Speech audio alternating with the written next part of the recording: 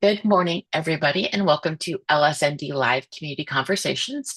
My name is Jen Lee, and I'm the Executive Director at Legal Services North Dakota.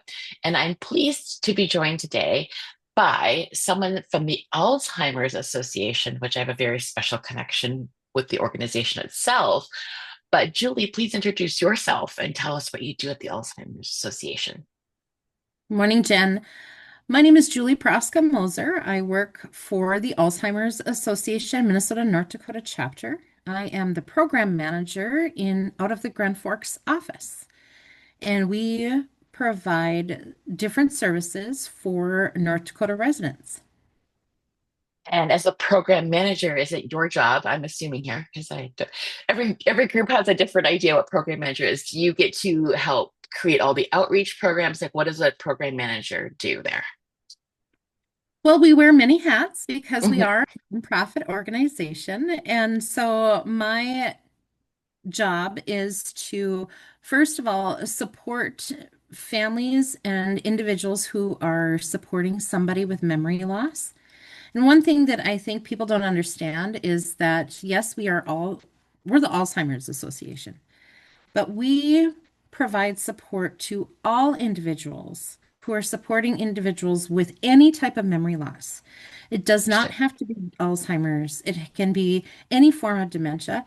It can be traumatic brain injuries. And it could also even be just, I'm noticing some memory loss in my mom, and I'm just wondering, what should I do? What steps do I Hmm. need to take? So I just want to put that out there is that we're more than just Alzheimer's disease. We support individuals with any type of memory loss. So That's I really good support to know. That's really good to hear because I didn't actually realize that. You always think Alzheimer's and it's very specific, and people are often have preconceived notions about it. So that's thank you for mentioning that. And now, how do you support that?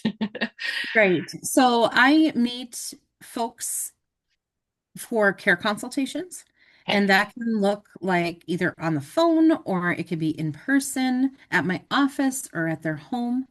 And I travel a wide area. So my county starts in Pembina County and it goes all the way to Cass County, and then Okay. a little bit to the west.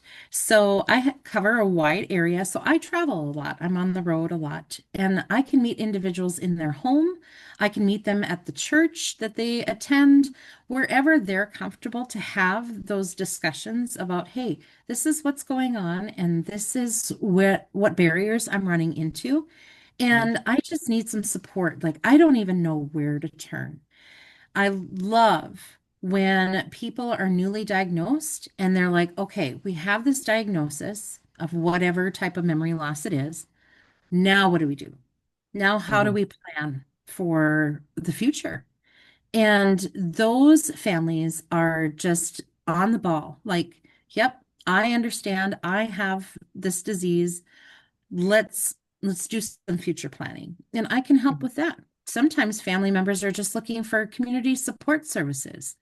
Like, what's available in my area? Is there, Meals on Wheels, or is there home services that are available, or are there respite services that are available? And then I help family members or individuals connect to those community resources that are available in their area. I can make referrals to whatever provider that they are looking for.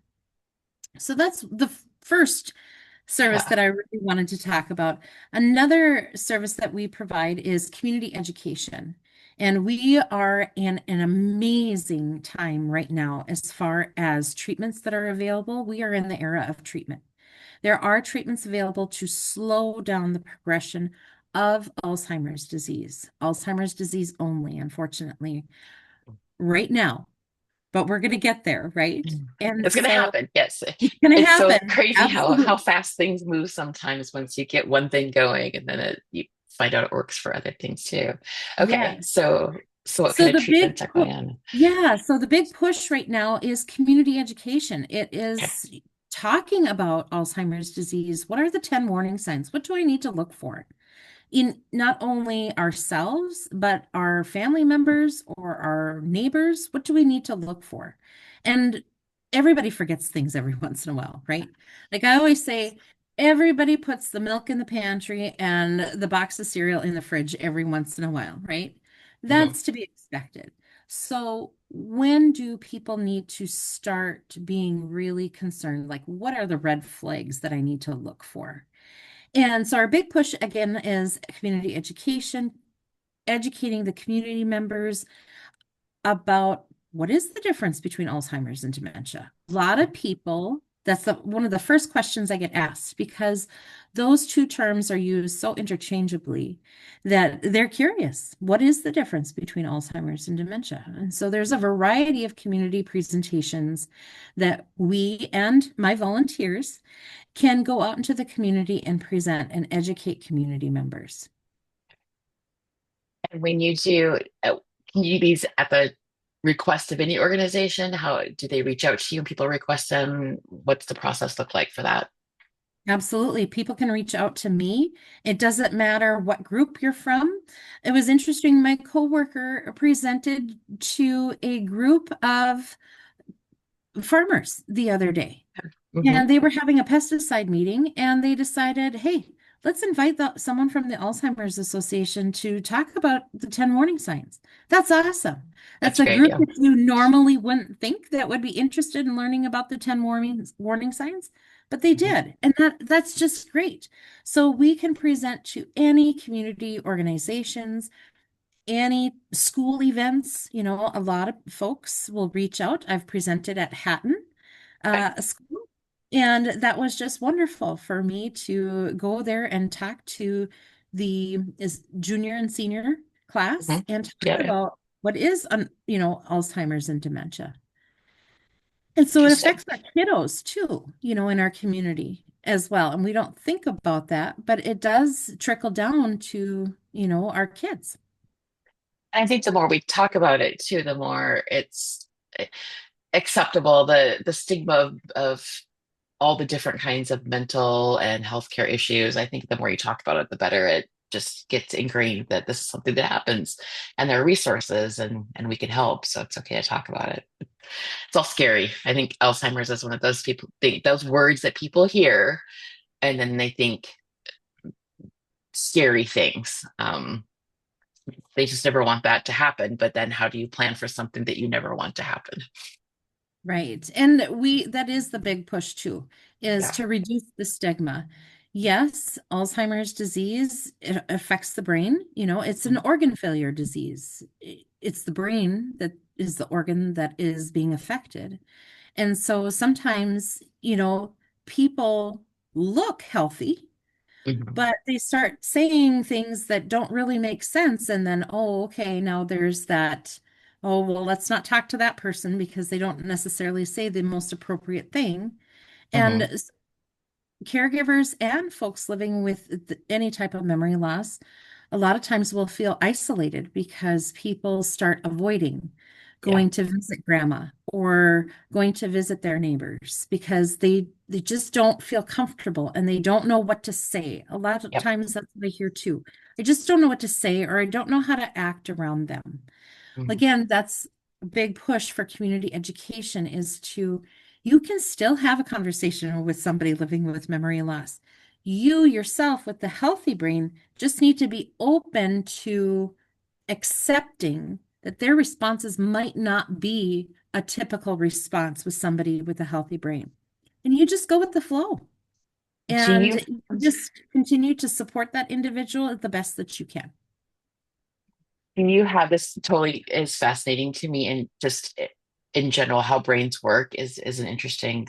Do you have a presentation or do you do education on having those conversations? Because I've struggled with when I was younger, those conversations with like my grandma, where she would say things I'm like, no, grandma, no. And you almost feel like arguing and trying to set them straight. But I've learned as I've gotten older that it's not setting straight that's the important part. There's some tools for that. Do you have a presentation on that? Or We tips on do. that? Yeah. Okay. We do, yeah. So last year, the Alzheimer's Association released the Empowered Caregiver series, Okay. which is an excellent series. It's an excellent series for anybody, really, but it is more directed towards healthcare caregivers and also family caregivers. Mhm. And one of the modules that we present on is communicating effectively. So, how to communicate with somebody living with memory loss. And it is going to look and feel a lot different than it would be as you and I are Right. communicating right now. Mhm. And so it's providing those tips and tricks to not correct somebody who's living with memory loss. So if they say that they have 7 kids, but actually they have 5 kids, oh, okay. And you just go with the flow.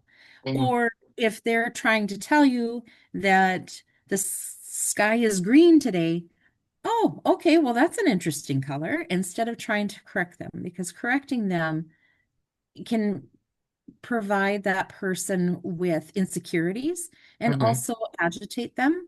And Yeah. then you're dealing with more problems. Yeah. That's what I've discovered over the years, but it's great to hear that there's more education around that, more talking about it, because I do think it's very much a something everyone really should know because we're all affected by some kind of memory loss in our lives, whether it's ourselves or family members or something like that. Interesting. And then are there other resources or support that you offer that you would like to share? Yes, we do have support groups. We Okay. have a support group in Grand Forks, and then also support groups located throughout North Dakota. Okay. And we also provide virtual options as well. And so we understand that folks living in remote areas aren't necessarily able to get to a support group. And so we Mhm. do have online support groups. And let me tell you, you can find the camaraderie in a virtual support group just like you can in an in-person support group. And I really encourage caregivers to attend a support group because you are on a journey. A caregiver is on a journey, and we don't know how long that journey is going to last. Mhm. And so, why walk alone in this journey? Why not reach out to folks that are on a journey as well? It might not be the exact same journey that you're on, but it's a similar journey, and have those conversations with another caregiver and talk about, hey, this is what I learned when this happened. Or, Mhm. when my wife would get upset because she thought somebody was trying to get into the house, this is what I did. And so you really can provide education to each other, tips and Mhm. tricks on how to go through this journey and make it less stressful as possible. Yeah, I think sometimes we were scared to share in the past. We've been scared to share. So I think support groups are a great idea. Are they like regular groups that meet at a regular time? Are they kind of come and go? How do they work? Yep, there's a set time and a set place. Okay. And so I have a flyer that talks about different support groups. Plus, it's also on our website. Okay. Our website is alz.org/MNND chapter, and you can find all of our community resources on our website. Very cool. And I will link to that in our show description as well. So if you're watching this, go down to the description and you'll see the website for Alzheimer's Association and all the resources for our area there. So, is there a cost involved to what you do? I get that question a lot too when we're talking about different organizations. The great thing about the Alzheimer's Association is that all of our services are 100% free. All the fundraising that we do, like the Walk to End Alzheimer's, Giving Hearts Day, the Longest Day events, all of our fundraising efforts is contributing to the fact that we are not charging for any of our services. So you can reach out and receive any of our services, and we will support you, and there is no cost. Also, with North Dakota, we do have a grant through the state Mhm. and it's through North Dakota Department of Health and Human Services, and they support North Dakotans with all of our services also at 100% free. Okay, that's great. I think you all actually do a really great job of the events and the fundraising and things like that. Because if there's any organization out there that you see regularly doing the walk to end Alzheimer's, I've been involved with for many years, both here when I lived in California. And I think that's one thing that you are head and shoulders above a lot of other organizations at because it's just it's almost integrated into everything. Like everyone sees, they're like, oh yeah, that's coming up. But I know LSND had a team that walked, I think last year in Bismarck. And do you have any upcoming walks, anything that's coming up in North Dakota that we should be aware of? Yes, the Grand Forks Walk, it will be held on Saturday, September 27th, Okay. and it's usually at Sertoma Park. Okay. And I invite anybody to come and attend the walk to end Alzheimer's. We invite anybody, whether you are supporting an individual with memory loss, or you are someone living with memory loss, or you just are supporting the cause. We don't expect that everybody walks, right? You don't have to Mhm. come and attend and walk. I hear that a lot of times where, especially our older adult population, they say, well, I can't walk as good as I used to. That's okay. You Mhm. can still come and support the cause. We do a opening ceremony, and let me tell you, we invite speakers that are so powerful in their message, and it's so moving. And it brings me to tears every single time that I am there to hear people's stories and what they've overcome, what obstacles they've overcome, and how they were there until the person with memory loss until the very end. And so it's so powerful. And I Mhm. just encourage anybody to come and listen to these people's stories because they're not individualistic. There's many of these stories out there, and we want to give people that voice too. We also provide advocacy. And so we have advocates that will go to state and federal government bodies and will talk about their experiences to try and encourage our representatives and our legislators that, hey, this is a worthy cause and we need more funding. We need more support from our government and in finding a cure for this disease. I think that's really important to the resources that you all provide reduce stress and build communities. That it really helps out. It actually saves money by providing the resources proactively. And so I think people don't realize all of the taxpayer funds that are being saved by proactively introducing these things in the communities and talking about them. Because even from a legal standpoint, not having your power of attorney and your healthcare directives set up cause a big problem then when you do have memory loss. So there's a lot of things that can proactively be done. And I appreciate that you all are very, very high up in the advocacy and education part of Alzheimer's and of memory loss. So that's great. Anything else that's coming up that you would like to bring up as we wrap up our fantastic conversation? I feel like I could talk to you all day about Alzheimer's Association and what you all do, and then also the education part. I love it. But anything else that's coming up this summer? Anything in Grand Forks that you're We going to have be at? No. Yeah, we have a variety of different virtual events coming up. Okay. There's so many that I just can't list all of them. And so if you are interested in our virtual events, you can go onto our website, especially the Community Resource Finder, and you Okay. can type in where you live, and then you'll be able to search what events are coming up either in your area or online. And so I encourage anybody to do that. We do have the Empowered Caregiver series, of course, that is continually Okay. growing with people who are interested in receiving that education because it really is empowering the caregiver of somebody living with memory loss and just know that really you're not alone. And I guess that's the biggest message that I want to try and explain during this time with you is Mhm. that caregivers you feel alone, and I get it. I totally understand because it again, like we said earlier, this can be an isolating disease. Mhm. However, it doesn't have to be.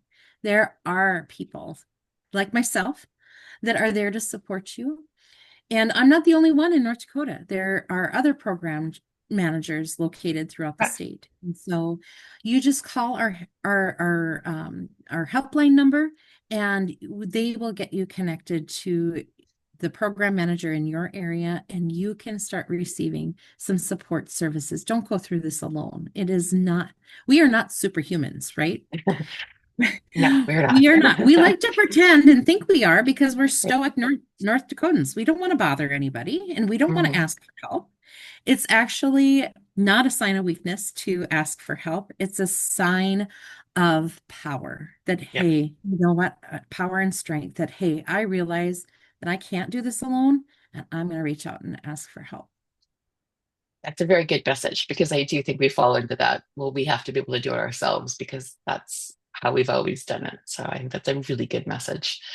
And it's good to know that there are other program managers across the state. And I will put the helpline in the description as well, because rattling off numbers on a live stream is usually not as helpful as having it printed down below once we finish up. So I will share that. I All really appreciate your time this morning, and I hope everyone checks out the resources, the support, anything that's available out there. They should check it out and see if they can either provide help. I'm sure you're always looking for volunteers too, or use the resources that are available to get through a tough time in a better fashion, I guess is how I'll say it. So Yes, we have volunteers. We could not do what we do without volunteers. Our mm, volunteers help us with the Walk to End Alzheimer's. They help us with our advocacy. They help us with community education. They help do support groups.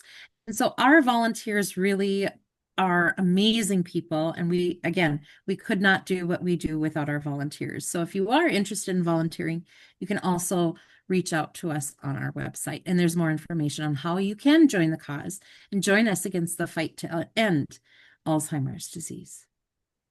thank you, Julie, and thank you to our audience. We will see you next Monday on LSND Live.